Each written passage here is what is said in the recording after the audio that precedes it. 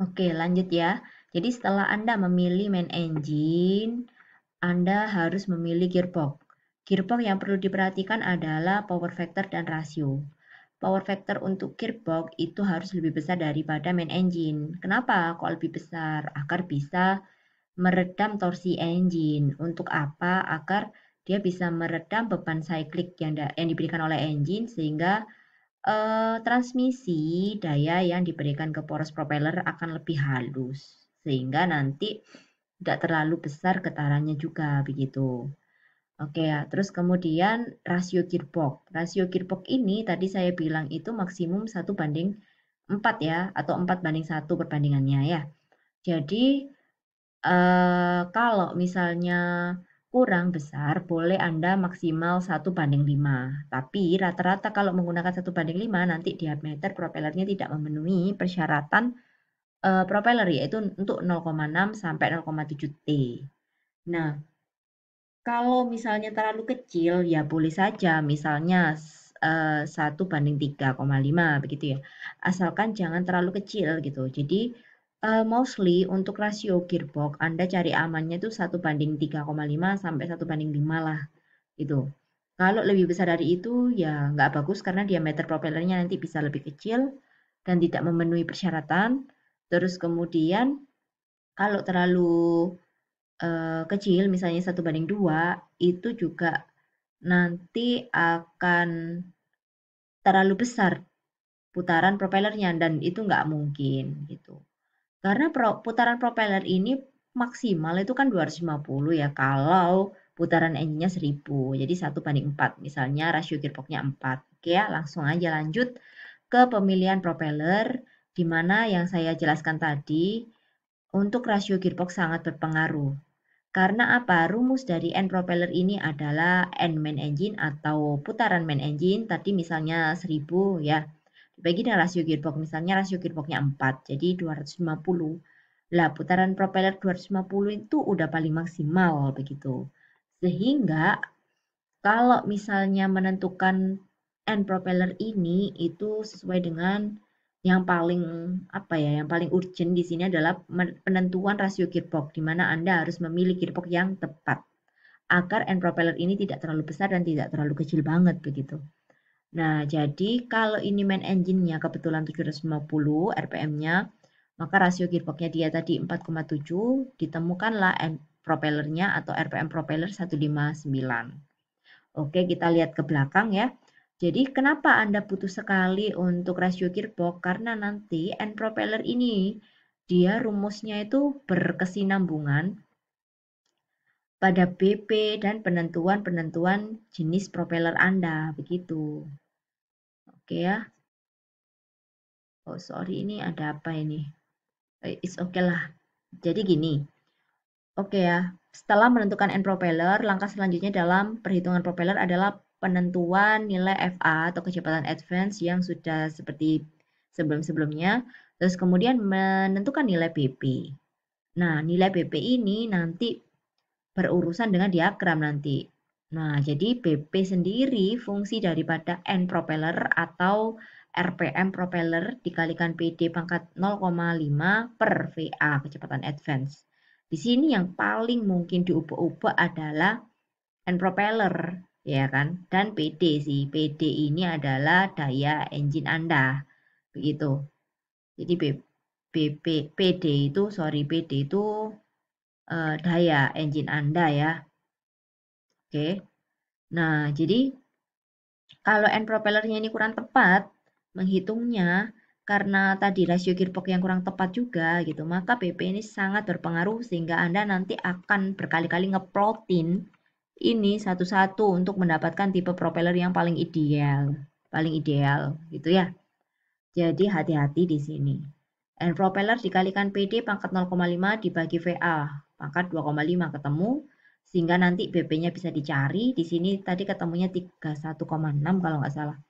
Terus kemudian baru ketemu rumus ini 0,1739 dikali BP pangkat 0,5 ketemu berapa.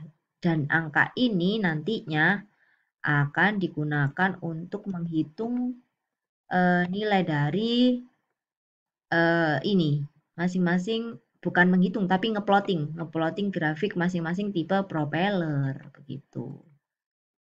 Ini kok nggak mau keluar.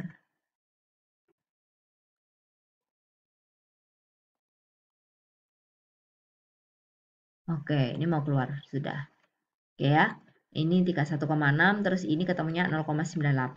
Nah, terus kemudian dari BP delta diagram ini Anda menghitung diameter maksimum di mana 0,6 kali T Anda, T adalah syarat kapal ya. Terus kemudian menentukan VA kecepatan advance.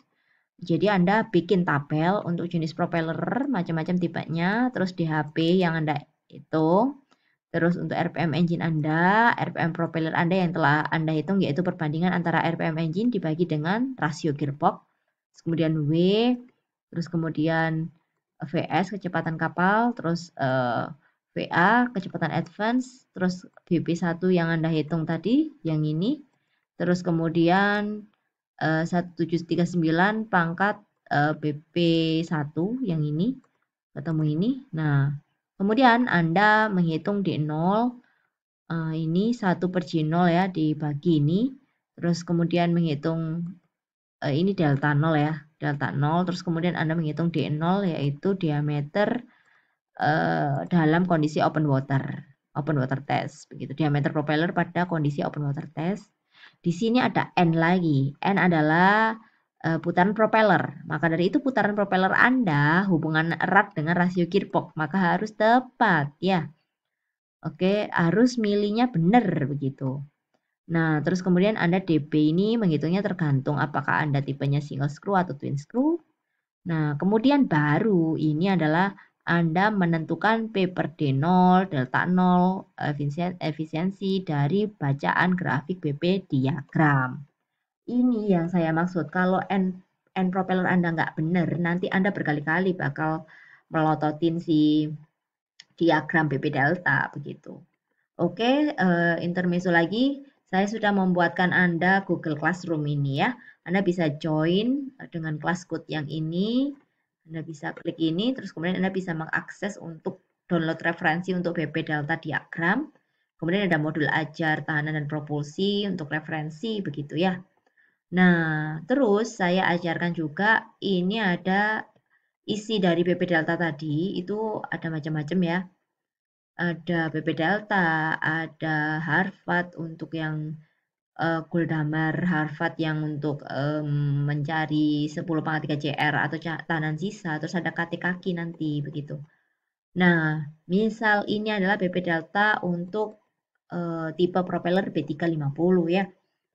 Nah, tadi kan Anda sudah menghitung ya, menghitung 1,75 pangkat BP2.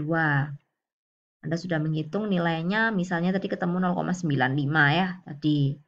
Maka nanti Anda plot ke atas, ketemu garis lengkung optimum. Nih, ketemu ini kan ada garis lengkung ya. Nah, garis lengkung optimum. Terus dari sini Anda plot ke sana. Ketemulah nilai P per D Anda 0,7 misal. Jadi dari angka Anda yang ini tadi, yang ini. Nah, oke ya.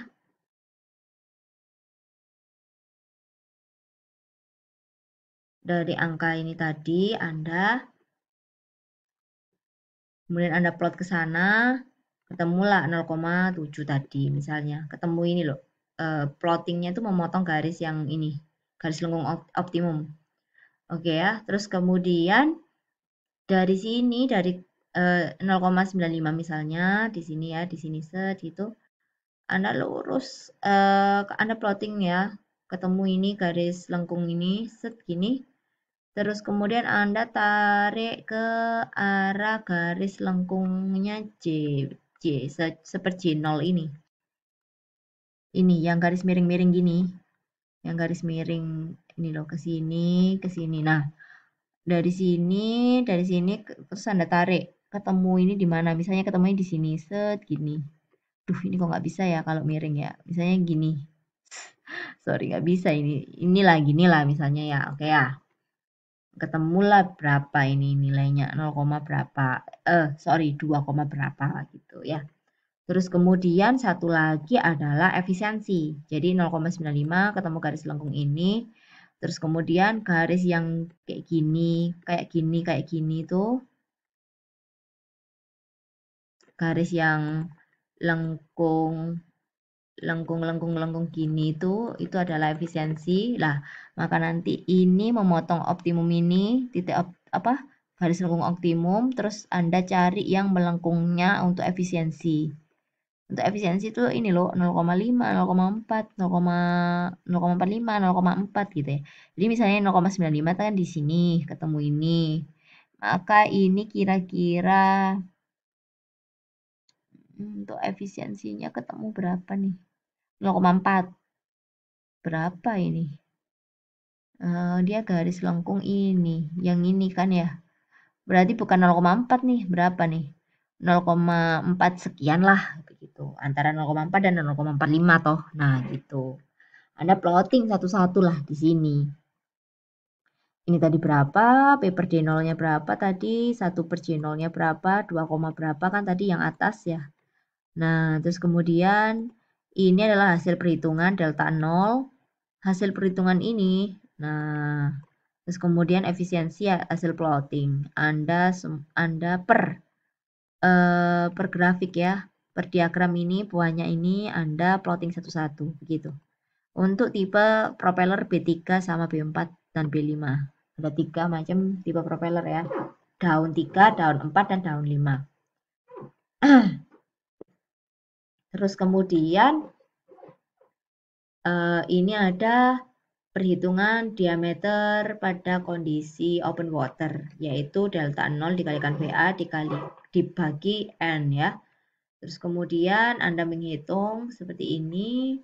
Nah, terus di dalam apa dibikin tabel lagi begitu. Nah, ini manual saja lah ya udah gini ya. Rumusnya ngikutin saja. Nah, terus ketemu seper JB. Seper JB ini adalah rumus ya. Dapatnya bukan grafik ya. Seper J0 yang dapat dari grafik ya. Oke ya. Terus kemudian nanti ketemu tipe propeller apa gitu. Nah, ini ada kata-kata Dmax. DB kurang dari Dmax terpenuhi. Nah, ini itu apakah 0,6 sampai 0,65 ini salah ya, tapi antara 0,6 sampai 0,7 T. Jadi 0,6 sampai 0,7 T. Jadi propeller Anda diameternya nanti harus 0,6 sampai 0,7 T ya. Kalau misalnya kurang dari 0,6 T, sebenarnya terpenuhi. Di sini bakalan terpenuhi. Cuma nanti tidak optimum gitu. Seharusnya yang paling optimum adalah di 0,6 sampai 0,7 T gitu. Terus selanjutnya adalah perhitungan kavitasi dengan Borel diagram. Ya, ini nanti ajalah dijelaskan. Yang jelas ini Anda paham dulu cara membaca grafik tadi PP delta. Terus yang paling penting adalah penentuan rasio gearbox. Oke ya. Dari sini kalau ada pertanyaan bisa langsung ke forum saja. Oke. Wassalamualaikum warahmatullahi wabarakatuh.